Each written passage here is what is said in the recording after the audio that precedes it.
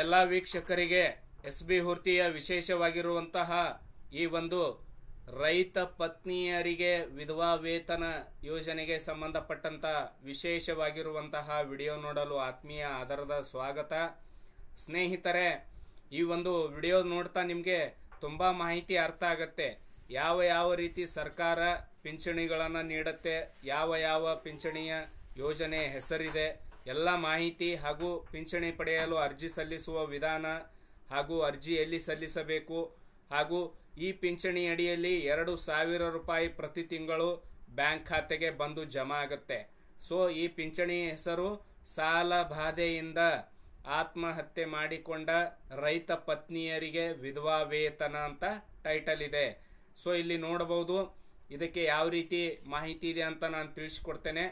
ನೋಡಿ, ಅನೇಕ ಪೆನ್ಷನ್ಗಳ ಬಗ್ಗೆ ವೃದ್ಧಾಪ್ಯ ವೇತನ ಹಾಗೂ ಇಲ್ಲಿ ವಿಧವಾ ವೇತನ ಹಾಗೂ ಅಂಗವಿಕಲರ ವೇತನ ಹಾಗೂ ಇನ್ನೂ ಅನೇಕ ಸಂಧ್ಯಾ ಸುರಕ್ಷಾ ಈ ಎಲ್ಲ ಯೋಜನೆಗಳಿಗೆ ಸಂಬಂಧಪಟ್ಟಂತೆ ಎಲ್ಲ ಪೆನ್ಷನ್ಗೆ ಸಂಬಂಧಪಟ್ಟಂತೆ ವಿಡಿಯೋಗಳ ಲಿಂಕ್ ಈ ಒಂದು ಡಿಸ್ಕ್ರಿಪ್ಷನ್ ಬಾಕ್ಸ್ ಅಲ್ಲಿ ಪ್ಲೇಲಿಸ್ಟ್ ಲಿಂಕ್ ಇದೆ, ಕ್ಲಿಕ್ ಮಾಡಿ ನೋಡಬಹುದು.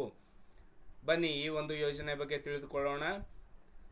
ರಾಜ್ಯದಲ್ಲಿ ಇರುವ ಬರ ಪರಿಸ್ಥಿತಿಯ ಹಿನ್ನೆಲೆಯಲ್ಲಿ ರೈತರ ಆತ್ಮಹತ್ಯೆ ವಿಷಯವನ್ನು ರಾಜ್ಯ ಸರ್ಕಾರ ಗಂಭೀರವಾಗಿ ಪರಿಗಣಿಸಿದ್ದು, ಆರ್ಥಿಕ ಸಂಕಷ್ಟಕ್ಕೆ ಒಳಗಾಗಿ ಆತ್ಮಹತ್ಯೆ ಮಾಡಿಕೊಂಡ ರೈತ ಕುಟುಂಬಗಳ ಹಿತಾಸಕ್ತಿ ಕಾಪಾಡುವ ನಿಟ್ಟಿನಲ್ಲಿ ಈಗಾಗಲೇ ಕೃಷಿ ಇಲಾಖೆಯಿಂದ ರೈತರ ಆತ್ಮಹತ್ಯೆ ಪ್ರಕರಣಗಳಡಿ ಗುರುತಿಸಿ ಪರಿಹಾರ ಪಡೆದಿರುವ ಮೃತ ರೈತರ ಪತ್ನಿಗೆ ಮಾಸಿಕ ಅಂದ್ರೆ ಪ್ರತಿ ತಿಂಗಳು 2,000 ಪಿಂಚಣಿ ನೀಡಲಾಗುತ್ತಿದೆ ಅಂತ ಕೊಟ್ಟಿದ್ದಾರೆ. ಸೊ ಇದಕ್ಕೆ ಯಾವ ಒಂದು ಕಂಡೀಷನ್ ಇದೆ ಅಂದ್ರೆ, ಕೃಷಿ ಇಲಾಖೆಯಿಂದ ರೈತರ ಆತ್ಮಹತ್ಯೆ ಪ್ರಕರಣಗಳಡಿ ಗುರುತಿಸಿ ಪರಿಹಾರಧನ ಪಡೆದಿರಬೇಕು ಅಂತ ಕೊಟ್ಟಿದ್ದಾರೆ.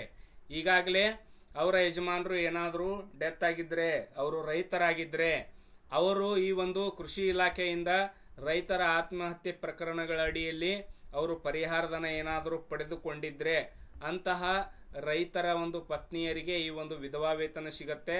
ಮೊದಲನೇದಾಗಿ ನೋಡಿ, ಬೇಕಾಗುವ ದಾಖಲೆ ಕೃಷಿ ಇಲಾಖೆಯಲ್ಲಿ ಪರಿಹಾರ ಪಡೆದಿರುವ ಬಗ್ಗೆ ಆದೇಶದ ಪ್ರತಿ ಒಂದು ಬೇಕು.